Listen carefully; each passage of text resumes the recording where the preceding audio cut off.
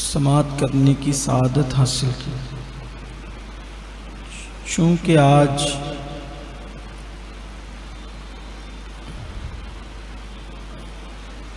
عرف عوام میں لوگ شب قدر مناتے ہیں اور جمہور کے اقوال کی روشنی میں آج کی رات کو شب قدر کہا جاتا ہے۔ ویسے تو احادیث میں یہ فرمایا گیا ہے کہ رمضان المبارک کی آخری طاق راتوں میں یعنی 21، 23 اور 25، 27 اور 29 ان راتوں میں شب قدر تلاش کرو، لیکن اس پر اقوال بہت ہیں کہ شب قدر ہوتی کب ہے۔ یہ تو یقینی بات ہے، امت کے اکثر علماء، فقہاء، محدثین اور صوفیہ کا یہ قول ہے کہ یہ ہوتی رمضان شریف میں ہی ہے، رمضان المبارک نہیں ہوتی شب قدر۔ اور یہ بھی ہے کہ وہ آخری عشرے میں ہوتے ہیں، کیونکہ اس پر کثیر احادیث ہیں۔ اللہ تعالیٰ فرماتا ہے اِنَّا أَنزَلْنَاهُ فِي لَيْلَةِ الْقَدْرِ، بے شک ہم نے اس قرآن کو شب قدر میں اتارا۔ تو اب شب قدر میں قرآن کو اتارا گیا تو اب شب کا ذکر تو آ گیا، رات کا ذکر آ گیا، لیکن مہینہ کون سا ہوگا؟ تو اس کو بھی قرآن نے ایک مقام پہ واضح کیا ہے، شہر رمضان الذی انزل فیہ القرآن، کہ اس قرآن کو ہم نے رمضان کے مہینے میں اتارا۔ مہینہ رمضان کا تھا، رات قدر کی تھی۔ تو قرآن سے یہ ثابت ہو رہا ہے کہ شب قدر ہے رمضان شریف میں، اور احادیث یہ بتا رہی کہ وہ ہے آخری عشرے میں۔ اب آخری عشرے میں سے کون سی رات ہے؟ تو اس کے لیے یہ کہ بھئی ڈھونڈو، تلاش کرو، اور اس کو شب قدر مل گئی جس نے مغرب اور عشاء کی نماز، مغرب عشاء اس نے جماعت کے ساتھ پڑھی، مغرب بھی جماعت سے پڑھی، عشاء بھی جماعت سے پڑھی، 21 میں، 23 میں، 25 میں، 27 میں، 29 میں اللہ نے اس کو شب قدر عطا کر دی، اور اب شب قدر کی جو فضیلت ہے وہ اس کو نصیب ہو گئی۔ اللہ تعالیٰ فرماتا ہے شب قدر کیا ہے؟ وَمَا أَدْرَاكَ مَا لَيْلَةُ الْقَدْرِ، تم نے کیا جانا شب قدر کیا ہے؟ پھر خود ہی جواب دیتا ہے لیلۃ القدر خیر من الف شہر، یہ 1000 مہینوں سے افضل ہے۔ تو چونکہ ظاہر میں اس کا یہ کہ یہ 1000 مہینوں سے افضل ہے، تو اس کے بنتے ہیں 83 سال 4 مہینے۔ یعنی اس رات میں اگر کوئی عبادت کر لے، کم سے کم 2 رکعت پڑھ لے، صرف بنیت شب قدر اگر 2 رکعت بھی پڑھ لے تو اللہ تبارک و تعالی اس کو 83 سال 4 مہینے عبادت کا ثواب عطا فرماتا ہے، اور کوئی زیادہ پڑھ لے تو اور اچھا ہے۔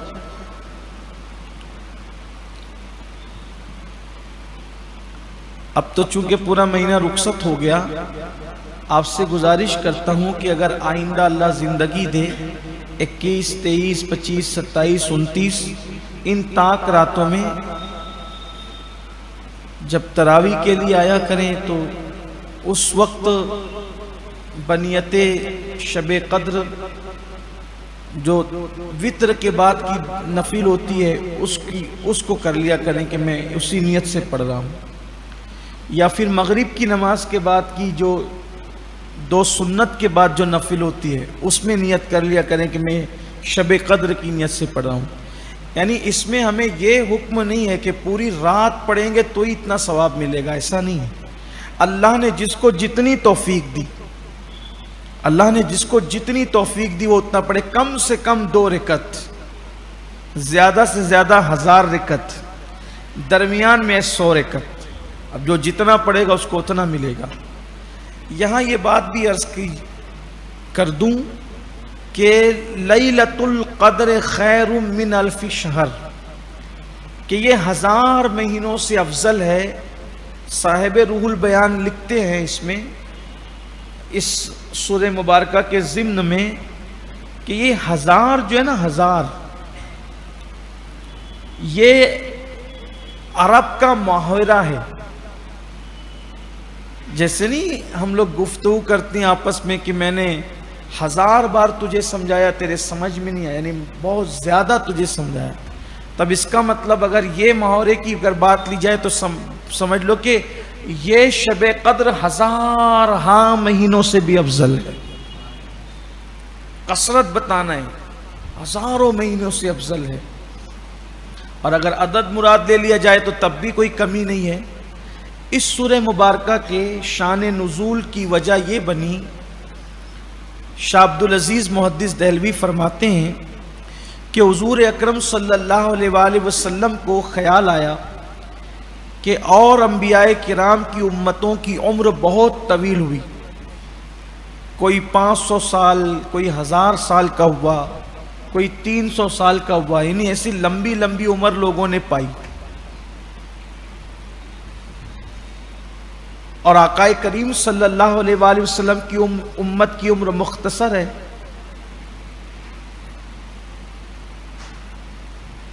60-70 سال میں تو اکثر لوگ چلے ہی جا رہے ہیں آج کل، اور جو لوگ اگر 60 سے زیادہ جی لیں تو سمجھ لیں کہ پھر کرم کی بات ہے، اچھی خاصی عمر ان کی ہے۔ 80 کے بعد مشکل سے کوئی جی پاتا ہے، بہت کم لوگ 90 تک یا 100 تک جاتے ہیں، بھی ان کی تعداد بہت کم ہو گئی ہے۔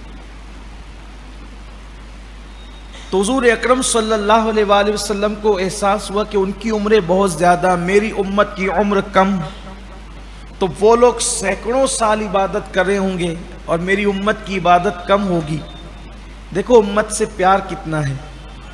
سوچ رہے تھے، خیال آ گیا، تو اللہ تبارک و تعالیٰ نے محبوب پر پھر سورہ قدر نازل فرمایا۔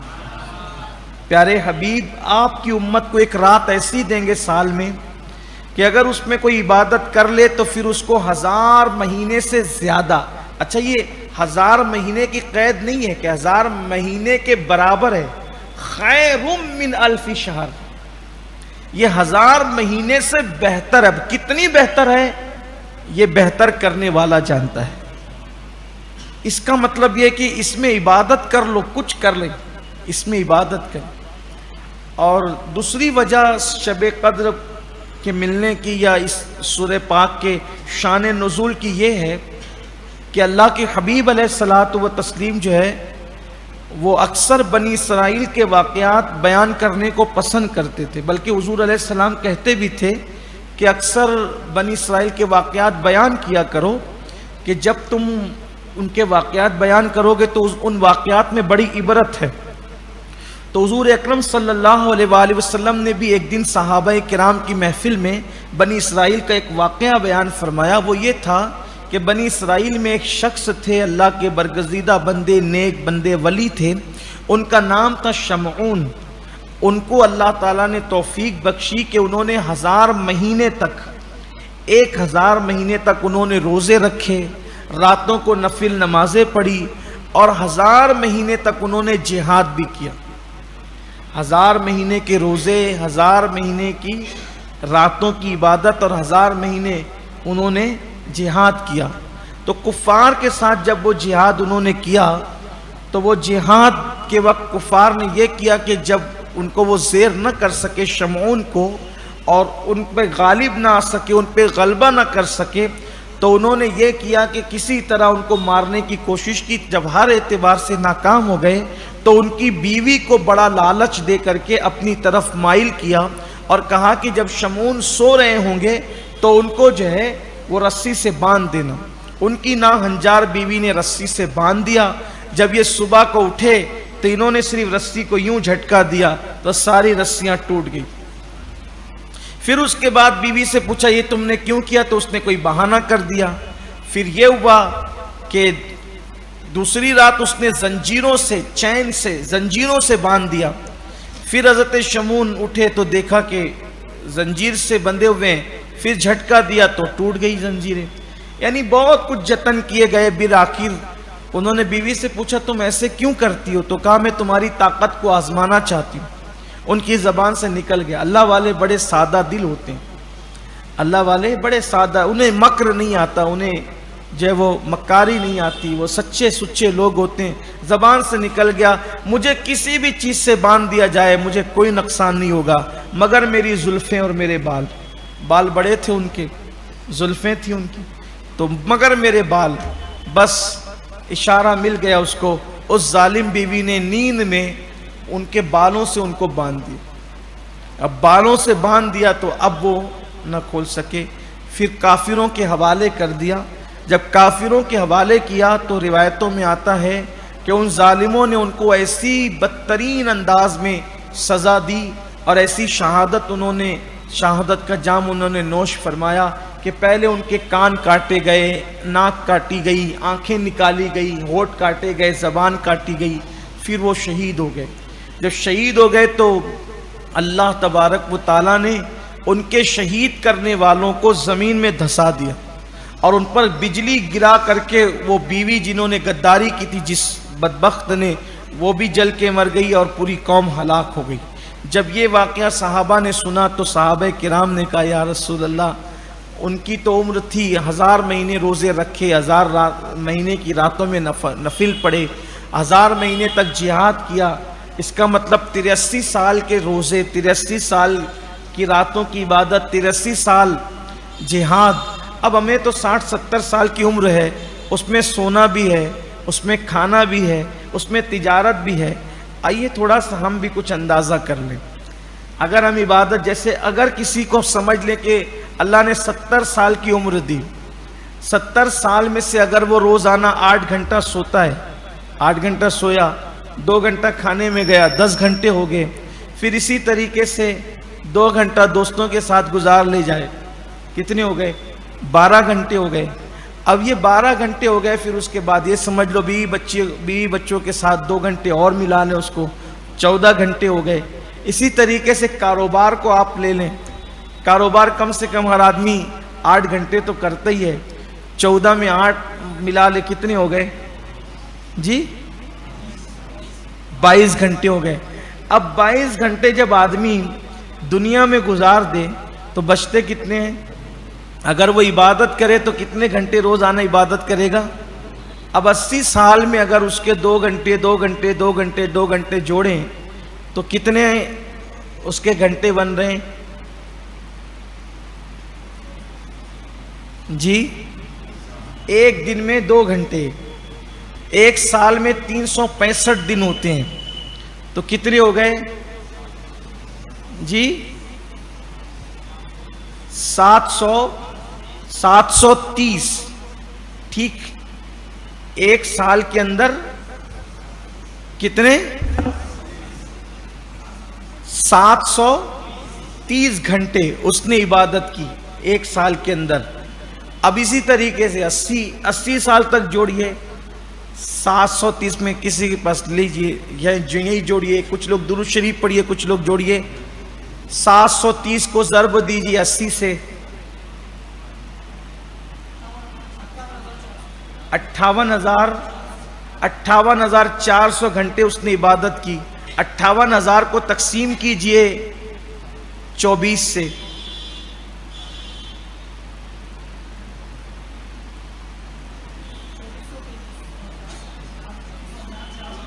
جی 2433. اس کو تقسیم کیجئے 365 سے، جی 80 سال میں ٹوٹل اگر ہم حساب اگر صحیح کر رہے ہیں تو کل عبادت کا تخمینہ نکلتا ہے صرف 6 سال. جس کو 80 سال کی زندگی ملی تو 80 سال میں اس نے کتنی عبادت کی؟ صرف 6 سال. یعنی زندگی کے اس نے 74 سال کھانے پینے سونے دوست بیوی بچوں میں سب میں اس نے لگا دیا 6 سال. اب کہاں 83 سال کا جہاد، 83 سال کی نمازیں، 83 سال کی بات، اور کہاں 6 سال. اور اس 6 سال میں بھی یہ میں تو روزے رکھتا ہوں، میں بہت نمازیں پڑھتا ہوں، میں بہت تلاوت کرتا ہوں، یعنی کہ عمل نیک کیا بھی تو چھپانے نہ دیا. یہ حالت ہو گئی، یہ صورت ہو گئی، یہ کیفیت ہو گئی. اب آپ مجھے بتائیں، ایک طرف 6 سال کی عبادت چلے، قبول بھی ہے مقبول بھی ہے خلوص بھی ہے، تو 6 سال کہاں، 83 سال کہاں، 500 سال کہاں، 1000 سال کہاں. صحابہ کرام نے کہا حضور ہم تو اتنی عبادت. صحابہ غمگین ہو گئے، صحابہ کو غمگین دیکھا، حضور بھی غمگین ہو گئے. ادھر حضور غمگین ہوئے، اللہ نے فرمایا محبوب غمگین نہ ہو پیارے، تیری امت کو ایک رات دیں گے، اور ایک رات میں وہ عبادت کریں گے تو اس کو 1000 مہینے سے زیادہ عبادت کا ثواب عطا کریں. لیکن ہمیں بھی قدر نہیں ہے. یہ رات آتی بھی ہے جاتی بھی ہے، کسی کس کی توجہ. کتنے لوگ آتے ہیں عبادت کے لیے کہ چلو شب قدر عبادت کر لیں. اس رات کو لیلۃ القدر کہنے کی وجہ یہ ہے، اس رات کو لیلۃ القدر کہنے کی وجہ یہ کہ ایک تو قدر کا معنی ہوتا ہے عزت اور عظمت کے، کہ اس رات میں اللہ تعالیٰ نے عزت اور عظمت والا قرآن نازل فرمایا. یہ عزت والی رات ہے، قدر والی رات ہے. قدر کا ایک معنی ہوتا ہے تنگی کے، کیونکہ عربی میں ایک لفظ کے کئی معنی ہوتے ہیں. تو قدر کے ایک معنی ہوتا ہے تنگی کے، یعنی کہ شب قدر میں زمین پر اتنی بڑی تعداد میں فرشتے آتے ہیں کہ یہ زمین تنگ ہو جاتی ہے. زمین تنگ ہو جاتی ہے فرشتوں کی تعداد کے سامنے. اور جبریل علیہ السلام اور سارے فرشتے شب قدر میں زمین پر آتے ہیں، اور آ کر کے وہ ہمارے لیے دعا کرتے ہیں، ہمارے لیے دعائیں کرتے ہیں، ہم سے مصافحہ کرتے ہیں. کیونکہ اللہ تبارک و تعالیٰ کا فرمان ہے. اللہ فرماتا ہے مجھے تسبیح کرنے والوں کی آواز سے زیادہ گنہگاروں کے رونے کی آواز پسند ہے. تسبیح کرنے والوں کی آواز، تسبیح کی آواز سے زیادہ گنہگاروں کے رونے کی آواز پسند ہے. تو فرشتے کہتے ہیں مولا تو تسبیح سے زیادہ رونے والوں کی آواز کو پسند کرتا ہے، تو ذرا تیرے جو بندے اپنے گناہوں کو یاد کر کے رو رہے ہیں، ذرا اس رونے کے منظر کو ہم بھی دیکھنا چاہتے ہیں. تو اللہ تعالیٰ انہیں شب قدر میں زمین پہ اتارتا ہے اور وہ زمین پر آتے ہیں. اسی لیے میرے آقا مصطفیٰ جان رحمت صلی اللہ علیہ وآلہ وسلم نے فرمایا کہ جو شب قدر میں بخش دیا گیا، اور شب قدر میں سبھی بخش دیے جاتے ہیں، شب قدر میں سبھی کی نجات ہو جاتی ہے، اور جو شب قدر میں نہ بخشا گیا اس سے بڑا محروم اور بدبخت تو کوئی ہو ہی نہیں سکتا. اور جو شب قدر میں محروم رہا وہ ہمیشہ محروم ہے، وہ محروم ہی ہے. تو شب قدر میں میرا اللہ سب کو بخش دیتا ہے، سب کی مغفرت فرما دیتا ہے. لیکن حدیث پاک میں آتا ہے کہ کچھ لوگ ایسے ہیں بدترین قسم کے کم نصیب، جن کو اللہ تعالیٰ نہیں بخشتا. ان کے نام میں پڑھ دیتا ہوں، اللہ کرے ان میں سے ہم نہ ہو. یعنی بغیر توبہ کے اللہ سب کو بخش دیتا ہے. اس رات توبہ کے بغیر اللہ سب کو بخش دیتا ہے. لیکن کچھ ایسے بھی ہوتے ہیں جن کو اللہ معاف نہیں کرتا. لیکن وہ لوگ بھی جن کے نام پڑھے جا رہے ہیں، وہ لوگ بھی اگر توبہ کر لیں تو اللہ ان کو بھی بخش دے گا. اگر وہ بھی توبہ کر لیں اللہ ان کو بھی بخش دے گا. یہ میں نے کئی کتابوں کا ایک نچوڑ ہے، کیونکہ کسی حدیث میں 3 لوگوں کا نام آیا ہے، کسی حدیث میں 5 لوگوں کا نام آیا ہے، تو ایسے وہ پورا ہم نے اس کو جوائنٹ کرنے کی کوشش کی ہے. کن کن کو نہیں بخشا جاتا؟ نمبر 1، آپ درود شریف پڑھنے ایک مرتبہ.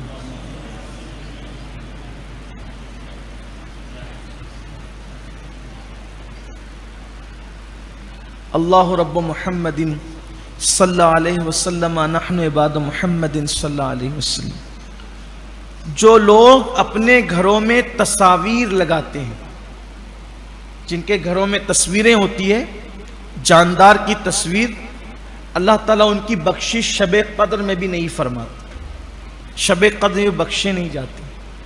آپ برا نہیں ماننا، میں آپ کو ایک بات بطور آپ کے خیر کے لیے، اچھی لگے تو لینا، نہیں اچھی لگے تو کم از کم یہی چھوڑ کے چلے جانا، کوئی فتنہ نہیں کرنا. کیونکہ حدیث میں آیا، اس لیے میں بتا رہا ہوں، میری ذمہ داری ہے کہ گھروں میں جو تصویریں لگاتے ہیں اللہ تعالیٰ ان کو معاف نہیں فرماتا شب قدر میں جب تک وہ توبہ نہ کر لے. آج کل ہم یہ دیکھتے ہیں کہ لوگ عقیدت میں، محبت میں پیروں کی تصویر، ماں باپ کی تصویر، علماء کی تصویر اپنے گھروں میں آویزہ کرتے ہیں، جبکہ حدیث پاک ہے کہ جس گھر میں تصویر ہوگی اور جس گھر میں کتا ہوگا اس گھر میں رحمت کے فرشتے بھی نہیں آئیں. اور ہم تو عقیدت سے لگا رہے ہیں، لوگ سنتے نہیں، لڑتے ہیں، نہیں ہم لگائیں گے، تمہارا کیا جاتا ہے؟ ہمارا کچھ نہیں جاتا، ہمیں تو آپ کو صحیح مشورہ دینا ہے. ہم آپ کو صحیح مشورہ دینا چاہتے ہیں. اپنے پیروں کی تصویر اپنے گھروں میں فریم کر کے مت لگاؤ، اپنے علماء کی تصویر مت لگاؤ، بلکہ اس میں پیر کی بھی توہین ہے.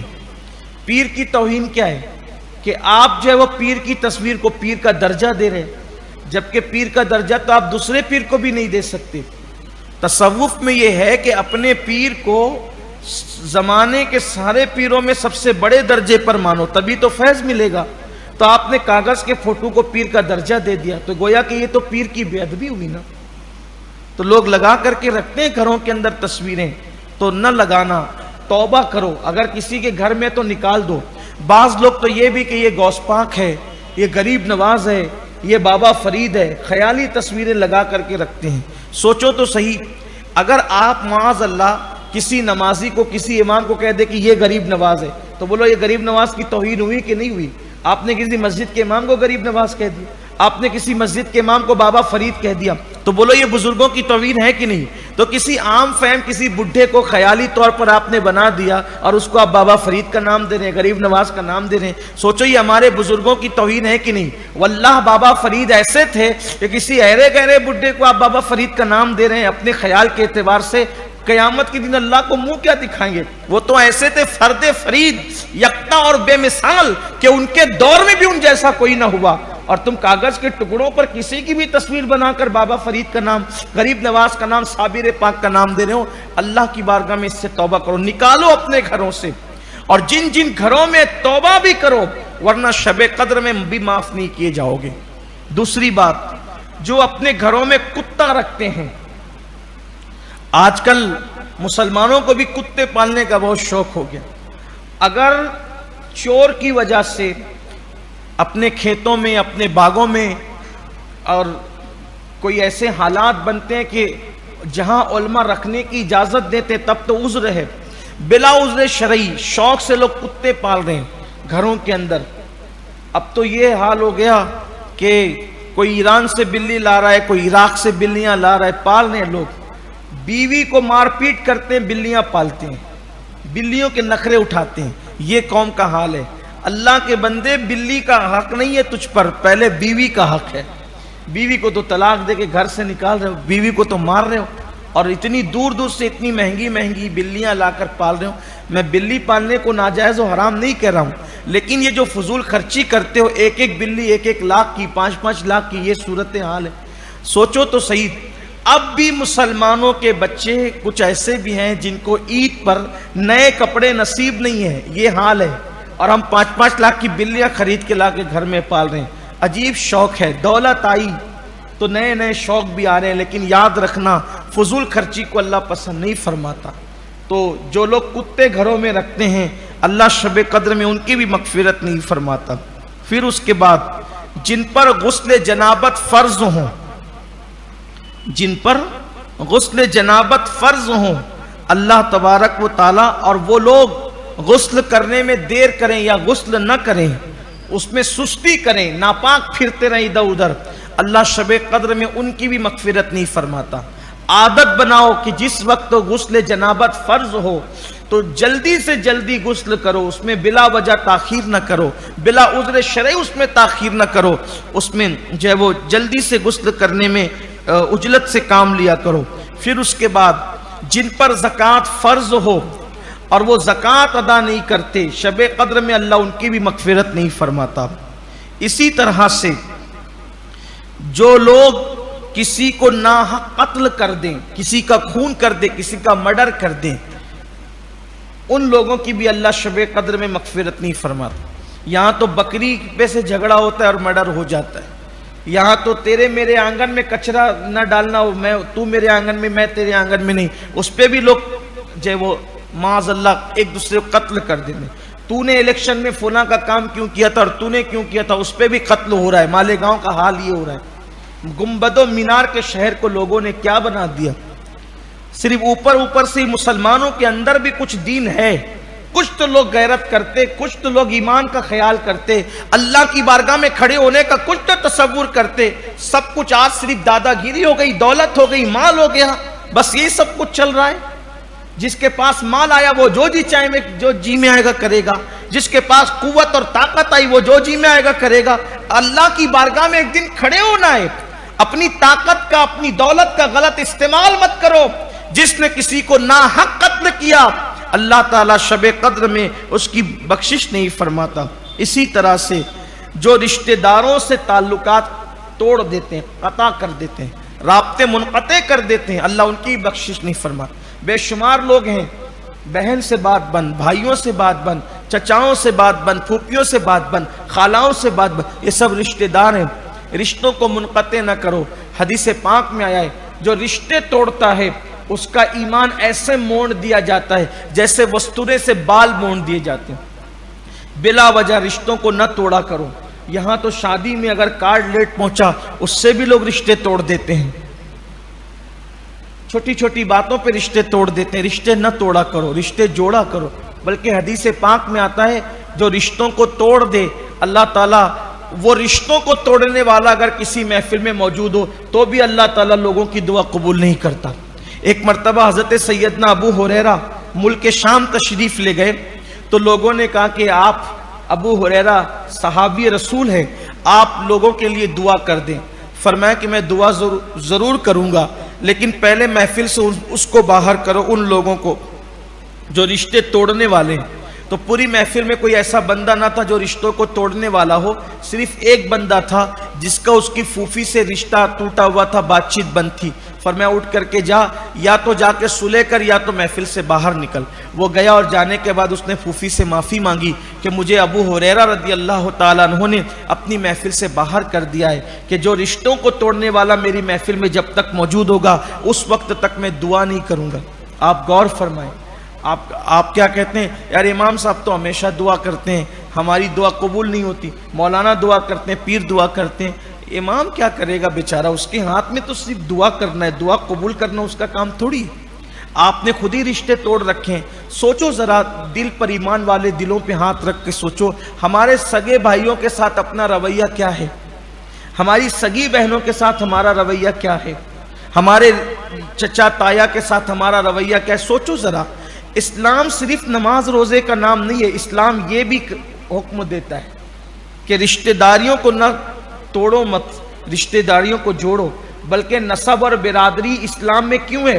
پہچان کے لیے، صرف تعصب کے لیے نہیں، پہچان کے لیے، تاکہ پہچانو کہ میرا رشتہ دار کون ہے اور اس کے ساتھ اچھا سلوک کرو، بس اسی لیے ہے۔ لیکن لوگوں نے اچھا سلوک کرنے کی بجائے اسی پہ تعصب اور پھیلانا شروع کر دیا، عصبیت پھیلانا شروع کر دیا۔ جو کرنے کے لیے تھی برادری کی پہچان وہ تو کیا نہیں، اس کے علاوہ مزید کاٹے بونے شروع کر دیے۔ تو جو رشتہ داروں کے ساتھ تعلقات قطع کر لے اللہ تعالیٰ اس کو بھی نہیں بخشتا قیامت کے جو شب قدر کے دن۔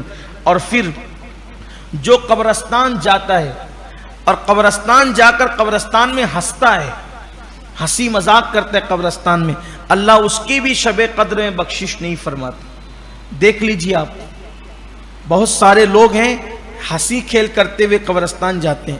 اسی سال قبرستان جب میں گیا اپنے بڑے قبرستان میں نے اپنی آنکھوں سے دیکھا لڑکے کھڑے ہو کر کے وہاں گیم کھیل رہے ہیں، موبائل میں گیم کھیل قبرستان میں، شب برات میں، اسی سال شب برات میں کچھ لوگ ہنسی مذاق کر رہے ہیں۔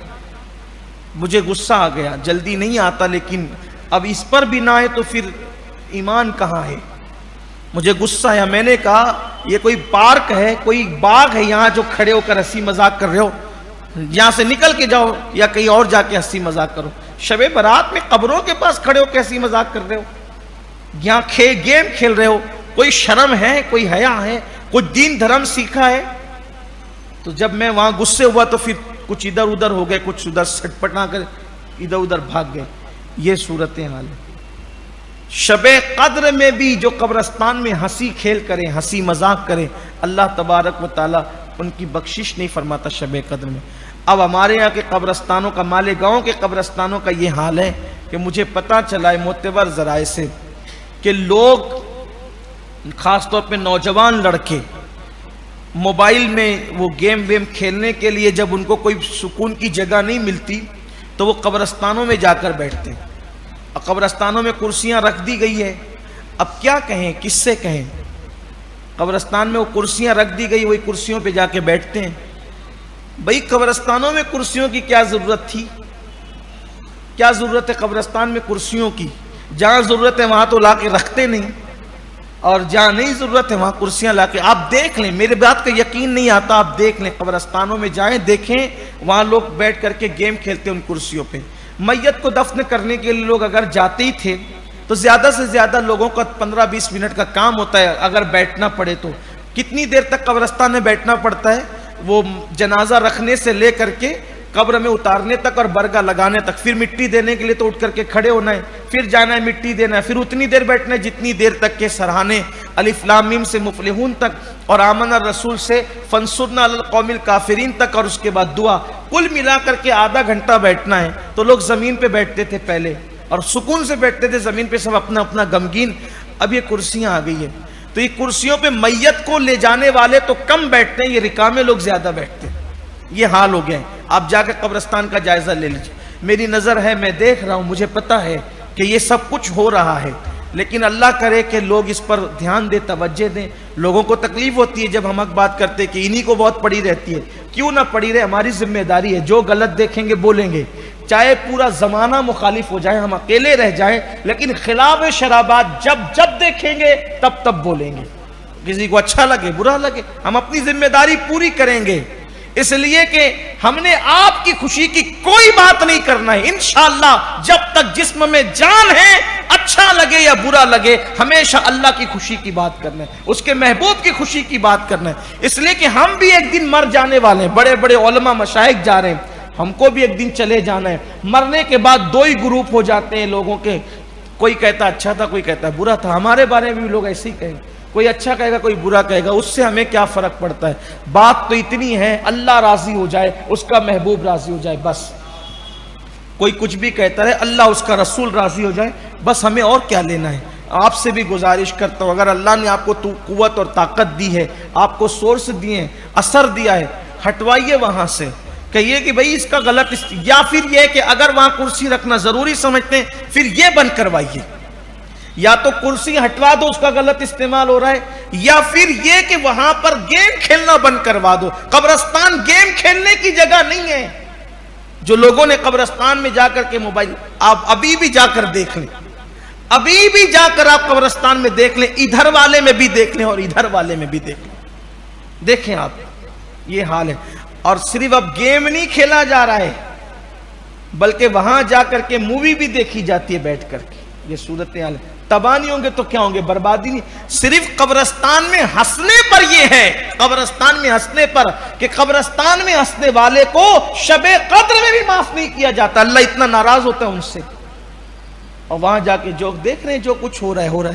پھر اس کے بعد فرمایا گیا کہ جو ادھر کی بات ادھر اور ادھر کی لگائی بجائی کرتے, اس کی سنی ادھر لگایا, اس کی سنی ادھر لگایا, ان لوگوں کی بھی اللہ شب قدر میں مغفرت نہیں فرماتا. دیکھیں دنیا میں ایسے لوگ ہیں, اس کی سنیں گے تو ادھر لگائیں گے, اس کی سنیں گے تو اس کو کہتے ہیں چغلی کرنا. اسی طرح اگر کسی دینی استاد سے پڑھا ہے, مذہب کی تعلیم پڑھی, قرآن پڑھا, حدیث پڑھی, کوئی دینی استاد ہے, اس دینی استاد کا بھی اگر دل دکھاتا ہے, زبردستی دل دکھاتا ہے, بلا وجہ دل دکھاتا ہے, تو ایسی صورت میں اللہ تعالیٰ شب قدر میں اس کی بھی مغفرت نہیں فرمائے گا. اسی طرح نماز میں جو سستی کرتے ہیں, شب قدر میں ان کی بھی مغفرت نہیں ہے, مگر یہ کہ وہ توبہ کر لے. اسی طرح اپنے کسی مسلمان بھائی کوئی اپنا مسلمان بھائی اس سے زبردستی 3 دن تک بلا وجہ بات بند کر لینا، ایسے لوگوں کی بھی اللہ شب قدر میں مغفرت نہیں فرماتا۔ یہ ایک چھوٹی سی کوشش اور کاوش تھی جو جمع کر کے آپ کو بتا دیا گیا، واللہ عالم ورسولہ عالم۔ مگر ان لوگوں نے بھی اگر اللہ کی بارگاہ میں سچی توبہ کر لی، اللہ تعالیٰ ان کو بھی معاف فرما دے گا۔ سچی توبہ کرو، آج کی رات بڑی مبارک رات ہے، اس رات میں اللہ کی بارگاہ میں سچی توبہ کرو، اللہ کو مناؤ، اللہ کو راضی کرو۔ ام المومنین سیدہ عائشہ صدیقہ رضی اللہ تعالیٰ عنہا نے پوچھا کہ یا رسول اللہ صلی اللہ علیہ وآلہ وسلم، اگر مجھے شب قدر مل جائے تو میں کیا مانگوں؟ تو آقا نے فرمایا عائشہ اللہ سے عافیت مانگنا، عافیت کے سوا کچھ نہ مانگنا۔ عافیت کہ اللہ دنیا کی بھی عافیت عطا فرما، دنیا میں بھی عافیت عطا فرما اور آخرت میں بھی عافیت عطا فرما۔ یعنی اگر آپ نے اللہ سے عافیت مانگ لی تو آپ کی دنیا اور آخرت دونوں کامیاب ہو گئے۔ تو اللہ سے عافیت مانگو، عافیت آپ مل گئی تو کاروبار میں بھی عافیت ہے، زندگی میں بھی عافیت ہے، صحت میں بھی عافیت ہے، رزق میں بھی عافیت ہے، بچوں میں بھی عافیت ہے، بیوی میں بھی عافیت ہے، اور موت میں بھی عافیت ہے، موت کے بعد بھی عافیت ہے۔ تو اس لیے اللہ تعالیٰ سے دونوں جہان کی عافیت مانگو اور یہ دعا کرو، اللہم انک عفو تحب العفو فاعف عنی، کہ اے اللہ مجھے معاف فرما کیونکہ تو معاف کرنے کو پسند کرتا ہے، تو مولا تو مجھے معاف فرما دے۔ اللہ سے یہ دعا کرو۔ اور حضرت ابی ابن کعب، کبھی کبھی کچھ لوگ سوچتے ہیں کہ یار اتنے اقوال ہیں کہ اس دن شب قدر، اس دن شب قدر، اس دن شب قدر، شب قدر ہے کس رات کو؟ تو حضرت ابی ابن کعب قسم کھا کے کہتے ہیں، قسم کھاتے تھے، وہ قسم کھا کے کہتے تھے کہ شب قدر 27ویں رات کو ہی ہوتی ہے، یعنی 27ویں تاریخ کو ہی شب قدر ہوتی رمضان شریف کی۔ ایک مرتبہ فاروق اعظم رضی اللہ تعالیٰ عنہ نے صحابہ کرام جو بہت پڑھے لکھے صحابہ تھے ان کو جمع کیا اور جمع کر کے وہ کہا کہ بتاؤ شب قدر کب ہوتی ہے؟ کسی نے کوئی کہا، کسی نے کچھ کہا، کسی نے کچھ کہا، کسی نے کچھ کہا۔ حبر الامہ سید المفسرین عبداللہ ابن عباس رضی اللہ تعالیٰ چپ تھے، خاموش تھے۔ فاروق اعظم نے کہا اے ابن ام رسول، اے رسول اللہ کے چچا کے بیٹے، آپ کیوں نہیں کہتے؟ آپ پہ کوئی پابندی تو نہیں، آپ بھی کچھ کہو۔ تو انہوں نے فرمایا امیر المومنین شب قدر 27ویں کو ہوتی ہے، 7ویں رات کو ہوتی ہے، کیونکہ اللہ کو 7 کا عدد بہت پسند ہے۔ 7 آسمان بنائے، 7 زمین بنائی، 7 دن بنائے، اسی طرح سے شیطان کو کنکری مارنا ہے تو بھی 7۔ اس طرح انہوں نے 7 قرآن کی منزلیں 7 کی بہت انہوں نے باتیں بتائی، اور پھر فرمایا ان سب کو دیکھتے ہوئے مجھے لگتا ہے کہ شب قدر جو ہے وہ 27ویں کو ہوتی ہے، یعنی 7ویں رات کو ہوتی ہے، آخری عشرے کی 7ویں شب کو ہوتی ہے۔ اور پھر آپ فرماتے ہیں کہ دیکھو جو اللہ نے قرآن میں لیلۃ القدر بیان کیا نا، لیلۃ القدر، تو یہ لیلۃ القدر کے حروف ہوتے ہیں کل 9۔ لیلۃ القدر کے حروف کتنے ہوتے ہیں؟ ابن عباس کہتے ہیں 9، اور یہ پوری صورت میں کتنی مرتبہ آئے ہیں؟ 3 مرتبہ۔ تو اگر 9 کو 3 سے ضرب دیا جائے تو کتنے ہو جاتے ہیں؟ 27۔ تو کہا قرآن خود بھی اشارہ کر رہا ہے کہ شب قدر 27 کو ہوتی ہے۔ اور ایک اور خوبصورت بات کسی نے کہی، اللہ کے بندو کسی بھی رات کو قدر کے ساتھ عبادت کر لے، وہ رات تیرے لیے شب قدر ہے۔ جس رات کی تو قدر جان لے وہ تیرے لیے شب قدر ہے۔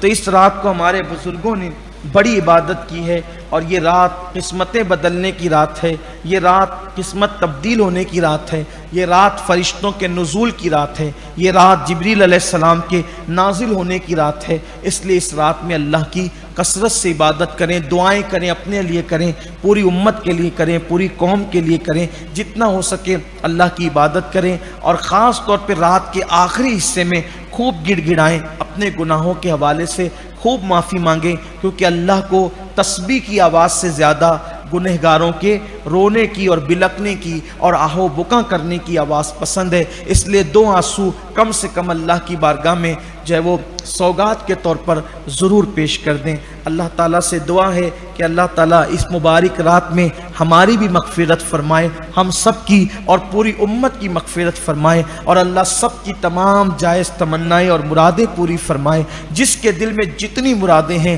اللہ تمام مرادیں پوری فرمائے۔ اللہ پوری دنیا سے کورونا کا خاتمہ فرما دے، جتنی رکاوٹیں سب رکاوٹیں دور کر دے۔ اللہ سب کی تجارت میں برکت دے، کاروبار میں برکت دے، سب کی عمر میں، علم میں، عمل میں برکتیں عطا فرمائے۔ اللہ ماہ رمضان شریف کی بہاریں صحت و تندرستی اور عبادت کی توفیق کے ساتھ آئندہ سال ہم سب کو پھر سے نصیب فرمائے۔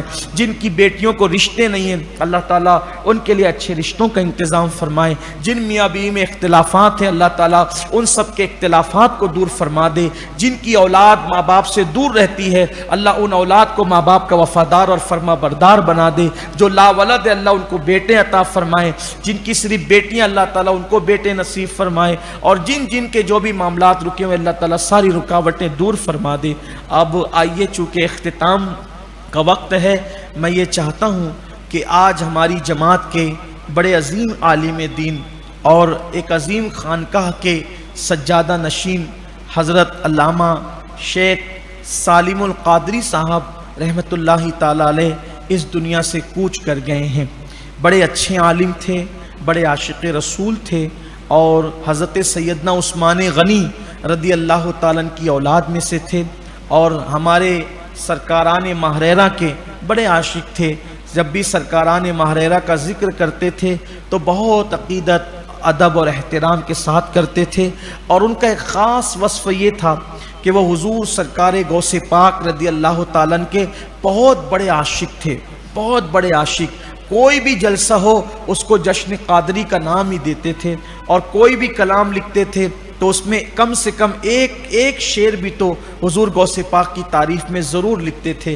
بڑے عظیم عاشق رسول تھے، عمر بھی اچھی پائی، کم و بیش میرے خیال سے 80 سال کی عمر انہوں نے پائی، اور جو گزشتہ دن گزرا ہے تو اس شب میں بالکل صبح کے وقت، سحری کے وقت جو ہے وہ آپ نے اس دار فانی سے دار بقا کی طرف کوچ فرمایا۔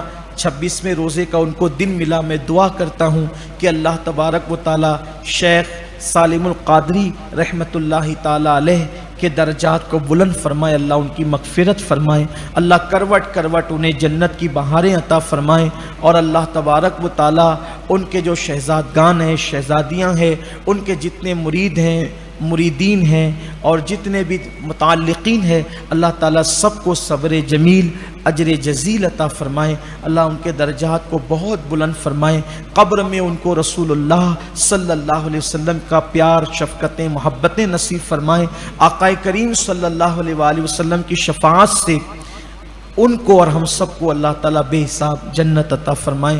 ہمارے علماء اٹھتے جا رہے ہیں، اور ساتھ ہی ساتھ کل جو ہے مفتی اعظم کچھ حضرت علامہ مولانا مفتی سید شاہ احمد بخاری رحمۃ اللہ علیہ وہ بھی اس دار فانی سے کوچ کر گئے، جو مفتی اعظم کچھ تھے، تو اور وہ بھی بہت بڑے عاشق رسول تھے۔ کئی برسوں تک انہوں نے روزانہ یا ہفتے میں ایک مرتبہ حضور علیہ السلام کی سیرت طیبہ کچی زبان میں اس کا انہوں نے درس دیا، غالباً ہر ہفتہ وہ اس پہ درس دیتے تھے، اور برسوں دیا انہوں نے حضور علیہ السلام کی سیرت کو بیان کیا۔ اور یہ دونوں حضرات، حضرت شیخ سالم القادری صاحب ہوں یا مفتی اعظم کچھ ہوں، میری ملاقات ان لوگوں سے جب بھی ہوئی بڑی محبتوں سے، بڑے پیار سے نوازا۔ حضرت شیخ سالم القادری صاحب سے ملاقات میری آخری بار دولت آباد شریف میں ہوئی جب میں محبوب الہی کے عرس میں جا رہا تھا، تو میری فلائٹ اورنگ آباد سے تھی، مجھے پتہ چلا کہ حضرت دانتوں کے علاج کے لیے اورنگ آباد تشریف لائے ہیں، تو میں نے ملاقات کی، تو وہ میری ملاقات آخری ملاقات تھی۔ بڑی محبتوں سے نوازتے تھے یہ حضرات دونوں۔ اللہ تعالیٰ سے دعا کرتا ہوں کہ اللہ دونوں کے درجات کو بلند فرمائے۔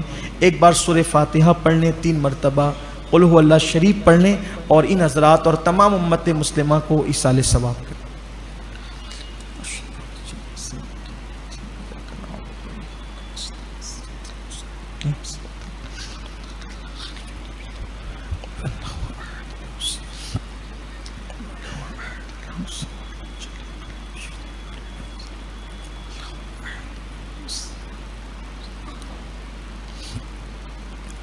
ان اللہ وملائکتہ یصلون علی النبی یا ایھا الذین آمنوا صلوا علیہ وسلموا تسلیما اللہم صل علی سیدنا و مولانا محمد معدن الجود والکرم وآلہ الکرام اجمعین صلاۃ و سلام علیک یا جد الحسن والحسین سبحان ربک رب العزت عما یصفون وسلام علی المرسلین والحمد للہ رب العالمین بحق لا